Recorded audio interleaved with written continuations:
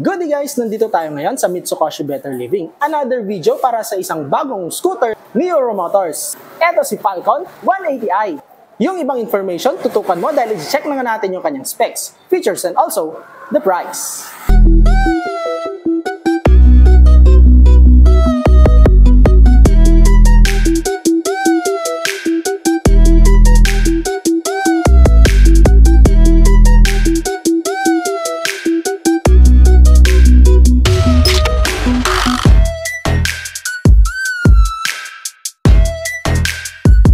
Mula kay Samurai 155, eto na naman si Euro Motors, nag-offer ng very sulit deal sa ating mga may hilig magmotor. Paano ba naman isang adventure touring scooter ang bago nilang motor? Napaka-igop, siksik sa features, malakas ang makina, paano hindi papatok? Makukuha mo to at more affordable price. Kung papipiliin ka ng kulay, alin sa tatlo ang gusto mo?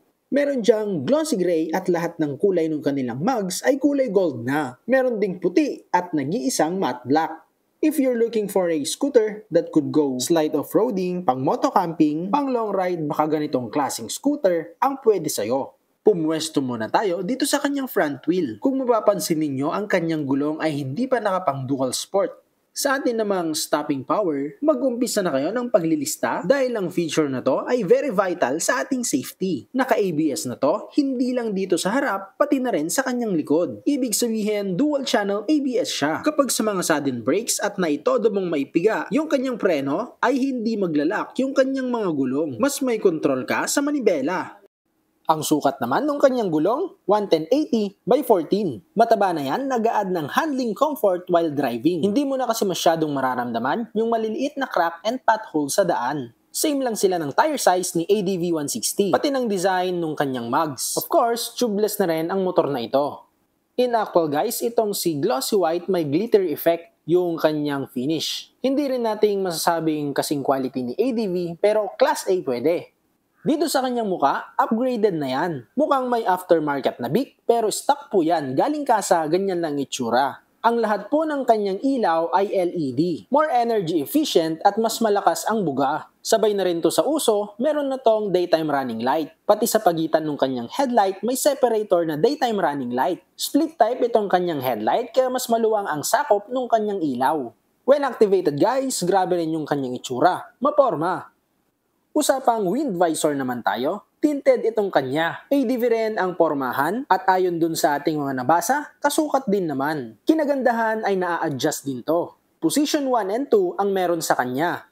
Sa long ride, napakahalaga ng wind visor. Nababawasan nito ang stress sa ating katawan galing sa wind drag. Pang-deflect din sa insekto at nakakabawas ng impact ng ambon or ulan. Overall, sa kanyang porma, hindi rin to papahuli. Mapapasabi ka rin ng nice.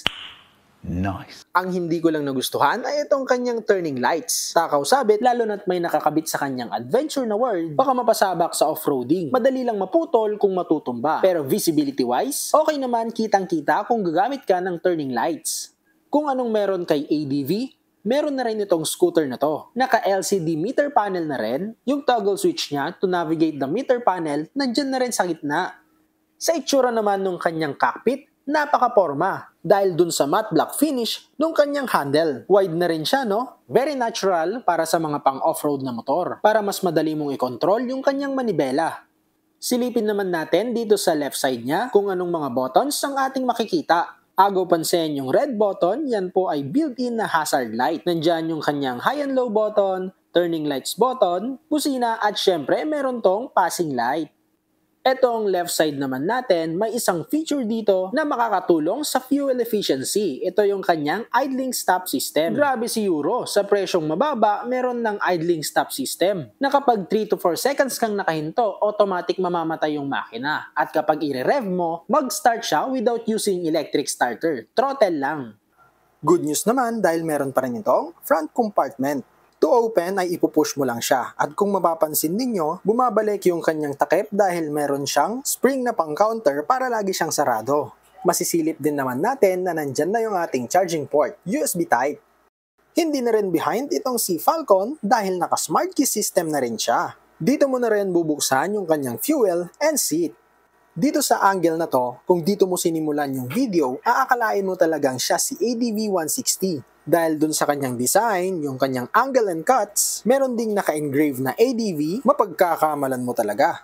Ang fuel capacity nito, mas malaki kay ADV 160, 8.5 liters. Ito ang kanyang fuel consumption ay nasa 40 kilometers per liter. Siyempre, medyo mag-expect ka ng medyo mataas na fuel consumption dahil mataas yung kanyang CC and automatic.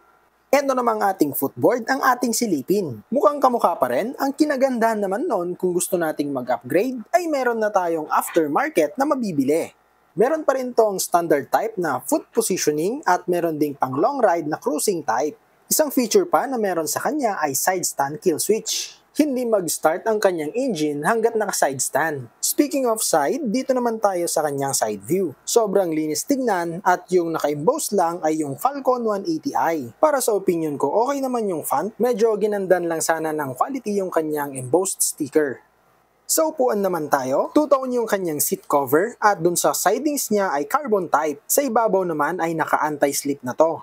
Camelback seat ang type nung kanyang upuan. Mukha itong aftermarket. At in actual guys, napakaganda nung kanyang pagkaka-upholstery. Maluwang itong kanyang underseat compartment. Marami ka ng gamit na mailalagay pero subukan natin ang isang full face na helmet. Negative guys, half face pwede. Dumako na tayo dito sa kanyang engine. Meron itong 4-stroke, single cylinder at ang maganda dito, 4 valves na to na 180cc. Ang bore stroke is 61 by 59.6 mm. Compression ratio, 11.7:1. Mataas yan kaya kailangan niyang naka-liquid gold. Of course, fuel injected na rin to at isa pang magandang feature nito, naka-ESP Plus engine na rin siya. Kaya tahimik kapag ito ay aandar. Para na rin mga scooter ni Honda. Grabing sulit for its price. Meron itong maximum horsepower na 18.5 kW at 8,500 RPM. In numbers, talagang iwan na iwan si 160. Ang kanya namang max torque is 17.2 Nm at 6,500 RPM. Nasa trip mo na lang talaga kung magwa 160 ka or 180. Eto pa, meron pa itong suspension na naka-subtank. Mukhang all-ins na rin yung kanyang design. Bagay na bagay sa kanyang looks. Dumako naman tayo sa kanyang taillight. Mapapansin natin dito sa ibabaw may Euro Motors na nakalagay at may carbon type texture yung kanyang plastic. Madidistinguish mo rin kung Falcon 180i itong kanyang taillight dahil may ibang atake or design ang kanyang assembly. Tumayo naman tayo dito sa kanyang likod. Mas mahaba lang to ng konti kay ADV. 1980 by 760 by 1100 mm yung kanyang overall dimension. Preno naman natin dito sa likod, hydraulic disc brake, 2-pot caliper siya guys. Naka-ABS and meron din tong variant na CBS. Mataba rin ang gulong nito, 130/70 by 14. Nandito na tayo guys sa ating height check or comfort check. Ito yung Falcon 180. Subukan naman natin siyang sakyan. Yung pagiging mabigat niya, nakasenter yung pagiging mabigat niya. Kaya kung binababa mo siya, hindi mo mararamdaman na meron siyang weight. Ganon yung kagandahan dito. Nakasenter yung kanyang weight. Check nyo to guys. Subukan natin i-stand. Kahit napakalaki niya, napakadali lang niyang i-stand. Ayan o, wala yung isang kamay natin. Diba? So, ganun lang siya. Maganda yung appearance niya. Ang nagustuhan ko dito ay hindi siya maliit. Katulad nung si Husky na nilabas din nila. Si SYM ang naglabas pero si Mitsukoshi yung nag-distribute. Ang nagustuhan ko dito, malaki siya. Para sa height natin na 5'6", hindi siya mini ADV. Ibig sabihin, kaya niya makipagsabayan kay Honda ADV. Yan. So, kamukha niya, yes, and dun sa mga ibang piyesa nito, sa tingin ko, kamukha niya at swak sa kanya. Pinaka-naunang nagustuhan ko sa kanya guys ay yung kanyang upuan. No? Pagkakita pa lang natin, mukhang aftermarket yung kanyang upuan. At yung kanyang shock, mukha na siyang nakashowa kasi meron din siyang sub-tank. So yun lang naman, sakyan naman natin siya. Ayan. So bababa natin. Ang height natin ay 5'6". Ayan. Yan yung kanyang itsura. Subukan nating sakyan. Ayan oh. Medyo mataas siya guys para sa 5'6". Hindi ko lang alam din sa mga mas maliit sa atin sa height nila kung kaya pa nila. Kasi sa atin, tingnan mo, naka-tiptoe na tayo. Ayan oh. Pero kapag may experience ka naman na driver, pwede rin kahit na isang paa lang naman yung abot mo. Kung experiensyado kang driver, kayang-kaya mo to, si Falcon 180. So, doon naman sa mga 5'4", ito, si brother, susubukan niya yung ating head. 5'4" and a half na bro. Ayan. So, si Brad Daniel, i-search nyo lang siya dito sa pagpasok nyo dito sa Mitsukoshi. Hanapin sa Tagalog. Ayan, no, yung kanyang itsura. Oh, kulang-kulang 5'5". Halos kalahati siya ni Falcon. So, try natin siya, guys. Moment of truth. Oh, kayang-kaya pa. Ayan, oh. Ayan, no. Suspension check naman tayo. Grabe ang tangkad. Ayan yung kanyang suspension. Ganda! Napakaganda, guys. And ABS na to.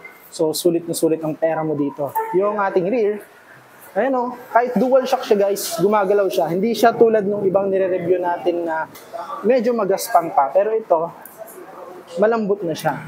Yun pala ang gulong nito, guys, ay pang highway pa. Hindi pa siya naka-dual sport. Sa itsura naman ng ating angkasan, maluwang siya, guys. Ayan, no? Maluwang siya. So, ibig sabihin, kahit na malaki yung angkas mo or malaki kang driver ka, kayang-kaya ka nito.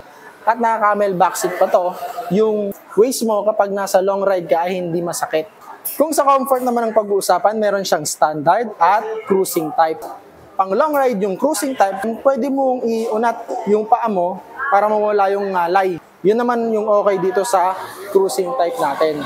Ang isa pang kinagandaan nito, gaya ng nasabi ko kanina, itong kanyang wind visor na adjust, level 1 and level 2 lang siya. So, dalawa lang. Ayan. Ayun, dito naman tayo sa kanyang presyo, guys. Meron itong presyo na 129,000 pesos. Akalain mo yon, meron ka ng adventure scooter 180cc, naka 4 valves, at dual channel ABS, harap at likod. Super siksik na siya and magmamonthly ka ng 5,736 kung ang down mo ay 10,000 pesos. Minimum down payment 10,000, no? Pero price may vary depende kung sa Luzon or Visayas, Mindanao ka mapunta. So dito sa SYM Better Living or Mitsukoshi Better Living, yan yung kanilang down payment or yung pricing. Sa mga nakaabot po dito sa ating video, maraming salamat po sa panonood. At sana po sa mga napadaan, do not forget to like, share, and subscribe dito po sa ating YouTube channel. Para marami tayong kasamang magre-review sa mga bagong motor. Doon naman po sa nahihilig sa Facebook at TikTok, meron din po tayo dyan. Yung link po, ilalagay ko na lang sa ating description. Don't forget to follow, like, and share. At hanggang dito na lang. Thank you for watching. Ride safe!